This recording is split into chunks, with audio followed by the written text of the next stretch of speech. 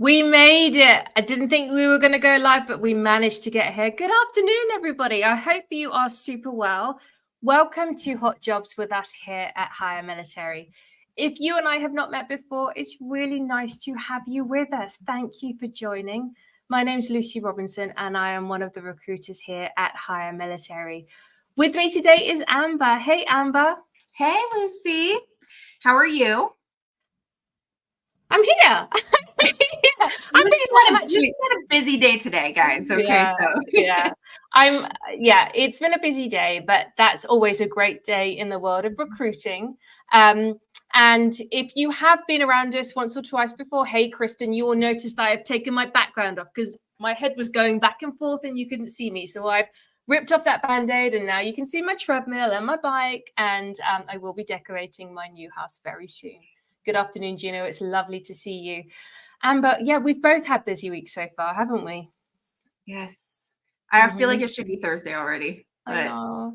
It I would don't be know. nice. But then equally in the world of recruitment, it only being Tuesday means we've got another 3 days to get everything done and dusted. So Exactly. we have a lot of information that we want to share with you today. So before we go ahead and get going on that, let us just introduce who we are and why we are here. We are here from Higher Military. Higher Military is one of the brands within the Tenova ecosystem of groups. And we are here to bring some incredible opportunities to you, our transitioning service members, our military spouses, and our veterans across this fine nation. Please do not forget to check the links in the description to this event today, because we post a lot of information there that we want you to know about. We are going to highlight an element of it, but we also want you to take a look because the URLs are in there for you to go click, click, click and get to wherever we want you to go to get as much information as possible. One of the major reasons why we do these lives week in, week out, hey Donna, it's really lovely to have you here with us today, is so that we can communicate what we are learning on a weekly basis, what we are seeing on a weekly basis, because we see so much. We talk to so many people. We have hundreds of conversations. And from that, we gain glimmers of what good looks like, what not so good looks like, and also information that we want to share so that other people don't make the same mistakes as candidates or applicants that we are working with. So that is one of the reasons why we go live, so that we can have a conversation live in real time. And I promise you today's is not prepared. Sometimes we prepare them, but we know what we want to talk about, but we haven't quite gone over the key points yet. So it's going to be interesting. But before we get started, if you are here in the audience with us today, and it might be your first time, it might be your 71st time, I am telling you, we want to know that you're here. We want to see you. We want to see your name. We want to understand what you're looking for in terms of any information. If we can answer anything live for you today, please let us, because ultimately this is why we spend the 30 minutes on LinkedIn, so that we can be accessible and we can give you our time. Also, it's a bit of a reprieve and a respite from the day job, which is identifying really great candidates for our clients in the corporate world. So, hey, David, really great to see you. Thank you for joining. Amber, we were going to have a conversation about the expectations in the corporate world. Yes. That's what we were going to say. So Yes. I'll kick to you first of all, and then we'll back it and forth it. So I think I wanted to start just by saying, like, it has been absolutely eye-opening for me being on this side, right, for the last year or so. Because I think when I started transitioning, I was completely unaware of what the job descriptions were asking for. I kept reading them, and me, I'm an A-type personality. Lucy and I are very the same. We're both Capricorns. Anything you tell us, or anything you say, hey, I need this done, we're gonna do it, or we're gonna figure out how to do it. And we know there's a lot of people out there just like us. And so as I was reading these job descriptions, I was like, oh, I can do that. I can learn that. I can do that. And that's actually not how it works in the civilian world. And I think there's a big gap between how we run in the military, right? Where we can replace somebody at a certain level with someone else if they're really a go-getter. because that training kind of timeline is tied in, it's allocated. But in the civilian world, like when you come in without the skill sets required for that position, then that's more money and training that company has to actually invest in you and somebody to train you, which adds more time and, job, stress to what they already have going on, if they're training you on top of their primary job. So I kind of just wanted to get into your opinion, Lucy, on like how do we help people kind of navigate that issue between the military service and the, what somebody's asking for in a job description in the corporate world. Absolutely. Before I answer that, I'm going to segue quickly. Leanne Voss, who has just said impressive jump, Lucy, was with me about 10 minutes ago when I was in another presentation. And this question was asked of me in a different, from a service member's perspective. And I gave my opinion there. And I promise you, Leanne, this was Amber's idea to bring this up. And I said, oh, I've just talked about that. It is so different. And this is one of the disconnects in transitioning from the military, because in the military, and I say this with love in my heart, time isn't necessarily money. There isn't a bottom line to adhere to. There isn't a budget to deliver. It's not like, hey, we've got to make 30 million in sales this year. And if we don't, then we have to get rid of 5 people.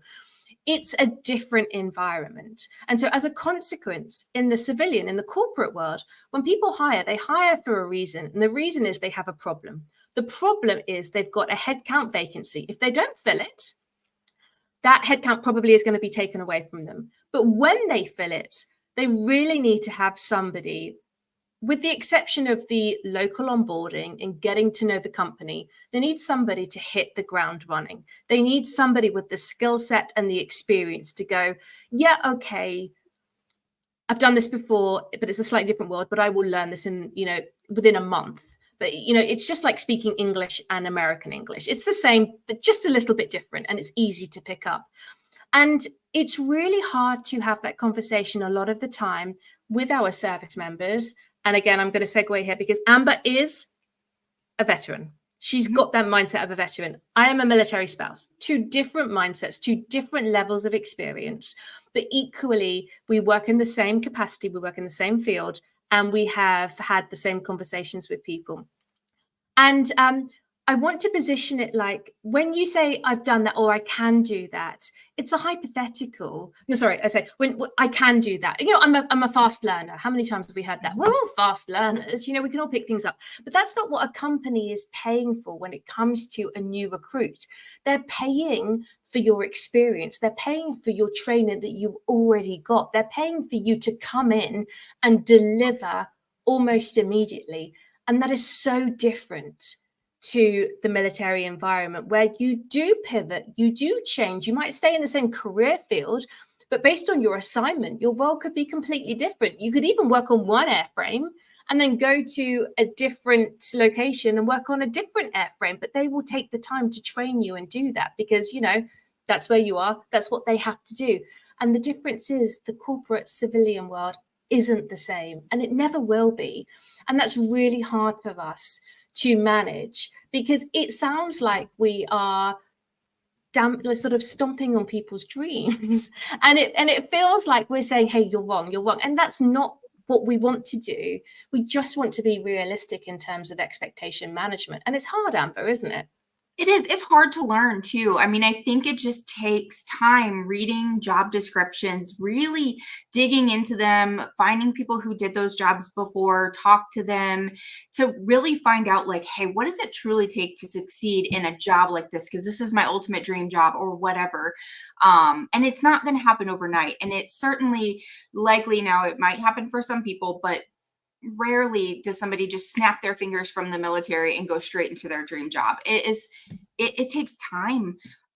You have to really figure out what you want. And I think, it is hard for us to swallow because we read stuff and we're like, I could totally do that. I'm amazing. But the people we have seen who do it successfully are the ones who plan 3 to 4 years out, that go, you know what, when I leave the military, I want to do this. So they start looking at job descriptions. They look at their certificates. They look at the experience. They start to do it on the military's time, get that experience. They might intern, on their own time. They might start to use their, call or whatever in order to get I don't know, an emergency management certificate, a PMP. So they really work towards a job description. So by the time, and then also they put their hand up for special duties or additional duties within the military to get an element of that they can weave in faithfully into their resume, so that when they are applying for the roles, they genuinely can pivot into that transition. But most, the average service member who is separating hasn't necessarily gone to that level, gone to that extent. So it is hard. It is. And the best advice and we say this every single week, and you'll see us post about it. The best thing that you can do is, if you really feel like you meet those minimum requirements that they're asking for, you can't just give them your blanketed full resume that encompasses everything in military speak. You have to target your resume. You have to answer their question. Their question is the job description. Like Lucy said, I have a problem and this is what I need somebody to do for me. Your resume should clearly spell out how you were able to do that in the past, how you did it, what you did, and your success. And if you can align those two, then your chances of getting an interview, at least a first step interview, are much higher. So definitely target your resume. Krista said in the chat, we have tons of resources on our website. That's one of them. And there's a ton more in terms of like interview skills, your LinkedIn profile and things like that. And so the conversation I just came from, I was with a cohort of probably 250 transitioning service members who are in an internship right now. And I was talking from the perspective of a recruiter, ask me anything. And a lot of information that was being shared in my mind were from sources that weren't necessarily reputable in the sense of the corporate, the civilian world. And something that I will always say, and I'm going to caveat right now, is the opinion that I'm sharing right now is just that. It's subjective, it's opinion. It's my experience. Go and get your own experiences, pull all the information together and use what serves you, leave the rest. That said, I'm not necessarily the expert, and neither are you, Amber, in lots of different places. So talk to people who are the experts. If you want to be an emergency manager, go and talk to emergency managers. And if you don't know how to do that, if you don't know literally how to use LinkedIn for that purpose, to connect and not just say, hey, dude, you're an emergency manager, pal. Can we have a chat? There has to be a bit more of a, just rather than tapping on somebody's shoulder and saying, hey, talk to me, bit of a relationship brokering and building. Interestingly and conveniently, Mike Quinn, who is the founder of Hire Military, has a webinar on Thursday morning at 11 a.m. Eastern time through the USO Transitions team. So the Zoom registration is on the USO Transitions website. We also have the link for it. And he will teach you everything you need to know to do that initial networking, connecting, relationship building, to have those conversations, to really do your own qualified and intelligent due diligence, because ultimately we're recruiters for lots of different jobs. We're not the experts in these areas. We're just the experts at looking at resumes, organizing interviews, connecting really good qualified candidates to roles.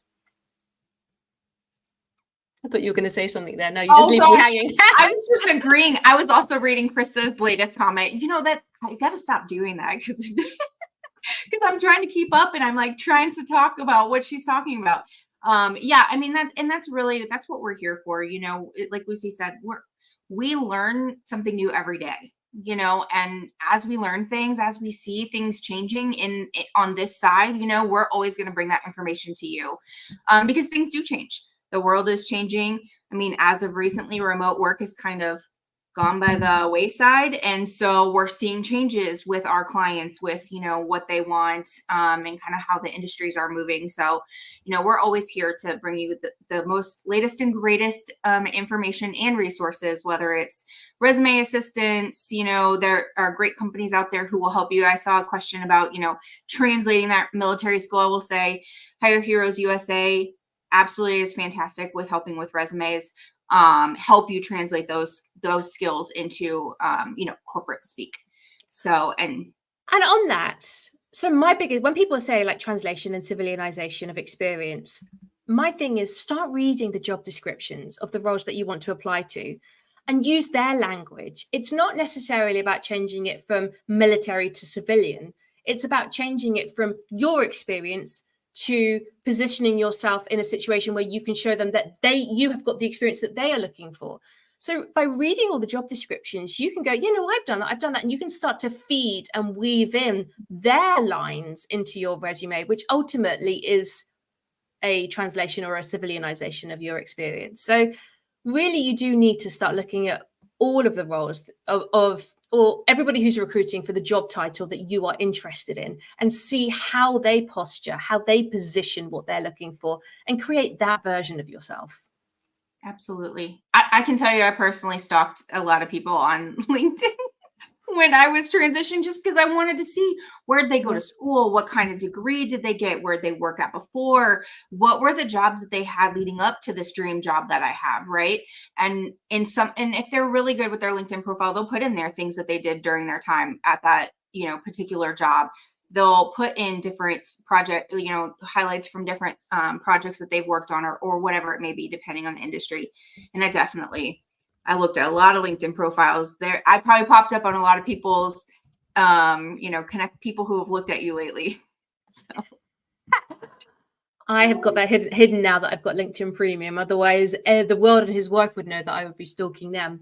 But we do have to move on. We're nearly 20 minutes in, and both of us have got commitments on the half hour. So we are going to bring you some of our newest roles and internships that we have this week. Remember, the roles that we share are purely a highlight reel. Everything else is on hiremilitary.us. If you go to our careers page, you will see them broken down either by jobs or by internships next to them.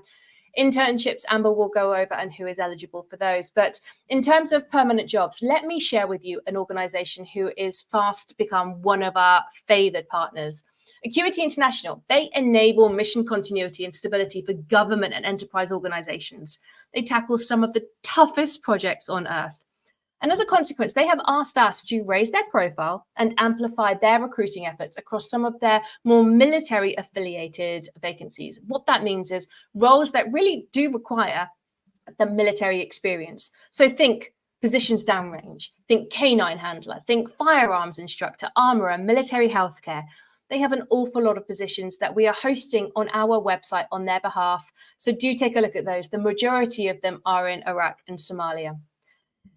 So what have I got this week? I've got just 2 functions to bring to you, but with multiple roles that I'm recruiting for underneath them.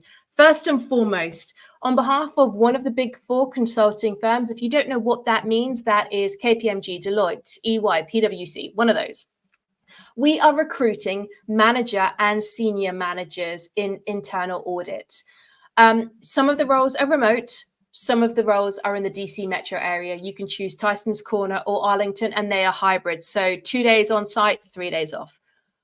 The other roles are fully remote. And they are looking for those who have worked in the military space, in federal accounting and finance. You need to have at least 4 years worth of finance experience in the federal space, ideally active duty, service related, not active duty, because you can be National Guard or Reserve. And done and delivered similar tasks and duties previously. On this occasion, we also have remote positions at manager and senior manager level, and they are in environmental and disposal liabilities. So if you have that experience by chance and you have the finance experience, I would love to hear from you, because we have multiple roles at the 2 different levels that we are recruiting right now. You can connect with me on LinkedIn, drop me a DM, or you can put a comment below and I would definitely get back to you to have that conversation. In addition, we are working with DLA, so the Defense Logistics Agency, and they have federal positions in the finance space. So they have financial systems analyst roles in multiple locations nationwide. Some of them, just for situational awareness, are Philadelphia, Fort Belvoir, which I can never say in American because I always want to say in the French way. New Cumberland, which is Michigan. No, New Cumberland is not Michigan. It is, I'm not 100% sure. No, Battle Creek is in Michigan. New Cumberland is Pennsylvania. And Richmond, Virginia, Whitehall, Ohio. And they are looking for people to develop, review, evaluate, implement, and coordinate policies and procedures regarding G-invoicing. Those roles, financial systems analyst, are up on our website, hiremilitary.us, and they would love to receive an application from a military spouse, from a veteran, from a transition service member. So if you have the relevant experience that they're asking for, please do make an application with your federal resume on those ones. And let me be clear on that, because they would love to see that. And that is about it from me today. And just to answer your question, Gino, those positions are to those who are based in the US, and also you do need to have a secret clearance through the DoD. So you do need to be a US citizen to take part in those positions. Amber, over to you. All right, perfect. Okay. So I'm going to talk about SkillBridge. So these are our internships that we have posted. So before I start going through those, I just wanted to touch on what SkillBridge, or if you're in the Army, you're used to hearing it as Career Skills Program, CSP. So the SkillBridge CSP program is only for transitioning service members within their last 180 days of service. It is a program strictly targeted at the transitioning service member.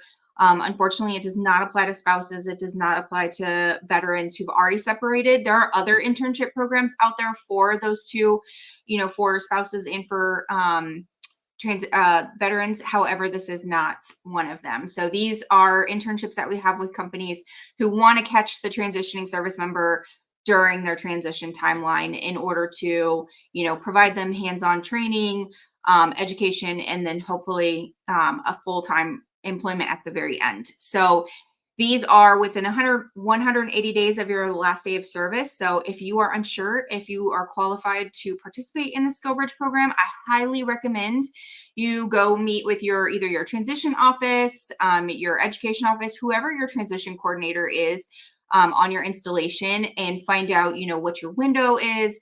Additionally, you want to talk to your command team and let them know, hey, I'm starting to look to see if SkillBridge is right for me, what companies are out there. I'm having conversations. Are you open to letting me participate if I get an offer? And what does my timeline look for the unit? Those are very important questions that you want to ask well in advance. So that way, you don't want to get an offer and then your command turns around and says, you can't participate. So have the conversation early and often. If you have any questions about, the transition timeline and things like that, you're welcome to message me. I have 4 rules I'm going to talk about today. I did also want to mention very quickly, if you are talking with a company right now that you would be interested in participating in a SkillBridge with them, but they're not DoD approved, but you've had conversations with them already and they said, yeah, I'd love to bring you on board. We don't have an MOU and we haven't gone through the application process. There's a form on our website that you can fill out. We will reach out to you and we can absolutely make that happen for you on behalf of the company. And so go to the form, hiremilitary.us. Additionally, if you just want to send Lucy or I a message about it, we will be happy to share the info for you. But again, let me stress that you have to have already had conversations with the company first to make sure like they're actually interested. So let me know if you have any questions about that. So I'm going to run into these. I have a brand new role that I just took last week. It is a remote role, but caveat, here's where I will tell you there are minimum requirements for all of these. So make sure that you're paying attention to like what specifically they're looking for. And if you don't hear something, just go to the website. It's listed there. So the project analyst role is remote. It's with our partners at American Microgrid Solutions. So they actually already brought an intern on earlier this year and they want another one. And so essentially you're going to conduct energy analysis of facilities and solution conceptual designs. So what AMS does is they bring hybrid power systems that improve not only the security and savings and sustainability of facilities, but also kind of develop resilience hubs for these facilities. And that includes community facilities, first responder facilities, state government housing, manufacturing, and utilities, as well as health clinics. So they do very important work in sustainable energy for these companies. So the minimum requirements for the project analyst role is, do you have a passion for renewable energy? Distribution energy. Do you have a strong academic background, either undergraduate, technical experience, certification, engineering, power electronics, or even my nuclear people. So, or if you have flight experience. So any one of those would fit really well in this role. desire to take initiative, and strong communication skills. And they would love if you were really good at Excel. And that will just help when you're putting data together and analyzing it and presenting it in PowerPoint. So those are the key skill sets. If you're interested, just put project analyst in the chat and I will share the link with you after. The next one I have is a professional services security consultant with our partners at Splunk. They are looking for a professional services consultant with a top secret clearance and a CI poly. So that is the minimum requirement for this one. You do have to have the clearance with the CI poly. It is remote for the skill bridge portion. However, moving on to the full-time role after that, it is on site in either Herndon, Virginia or Fort Meade. So keep that in mind. It might be a remote skill bridge, but the full-time role does require an on-site presence. They basically need somebody to help them develop, plan, analyze, and articulate security practices in the customer environment, drive complex developments with Splunk while working with the customer to help them solve problems. So again, TS clearance, CI poly, you do need to have a bachelor's degree minimum in computer science, engineering, data analytics, cybersecurity, info systems, finance, or math. Additionally, hands-on experience with Splunk products are highly desired, as well as 3 to 5 years of consulting experience in the cybersecurity realm, and a certification in some kind of cloud capacity, whether it's Google Cloud, AWS. And if you have any questions on any of those, I would love to answer your question. Again, that is with Splunk, professional services security consultant. All right. And then the last one I have is with our amazing partners at Texas Instruments in Dallas, Texas, and Salt Lake City, Utah. Essentially, we are recruiting equipment technicians. So if you have a skill set in electrical engineering, mechanical engineering, radio operations, air crew, ground equipment, anything like that, you're real hands-on, you're technical, you have quality lab skills, any one of those, they want you. So equipment technicians are working in their fab, doing preventative maintenance, equipment repairs, equipment improvements, upgrades, and installation. It's a beautiful facility. If you want to see a video of it, I have a link I would love to share with you. So if you have any questions on that one, just let me know. Their cohorts, there's 4 of them next year: January, April, June, and September. The exact dates are listed on the link, and I can share that after this. But again, they're just looking for 3 to 8 years of electrical or mechanical, personal or professional experience. And that is in Dallas, Texas, or Salt Lake City, Utah. And I think I just said it all, Lucy. Oh wait, you're on mute. I said 1 minute to go as I was on mute. So many people interested in Mike's event on Thursday. Definitely do go. Like Kristen said, Kristen Savvy, who was with us last week, and we miss you here with us too. Maybe you can just join us every week, Kristen. It is such an awesome webinar and not a waste of 2 hours of your time. And I say that genuinely. I always learn something new by going along, and I've worked with Mike for 3.5 years. So I definitely do encourage and recommend you guys to go. If you are not connected, or if you do not follow either me or Amber, please do, because we share information between us on a daily basis here on LinkedIn to help the job seeker. And it may not be good information for you, but it's good just to keep in your portfolio of knowledge and then help and share with those coming up behind you afterwards. But as always, Amber, always a pleasure, never a chore. It's been a great 30 minutes with you. I'm about to go back and talk to another cohort of internship candidates now. And I know you've got some other stuff going on this afternoon. So thank you, everybody, for joining us today. Please let us know that you're in the chat. Send us a DM. Do connect with us. And we will be back, as we always are, 2 p.m. Eastern Time next Tuesday, where it will nearly be Halloween. Thank you, Amber. Take care. Thank you. Bye-bye.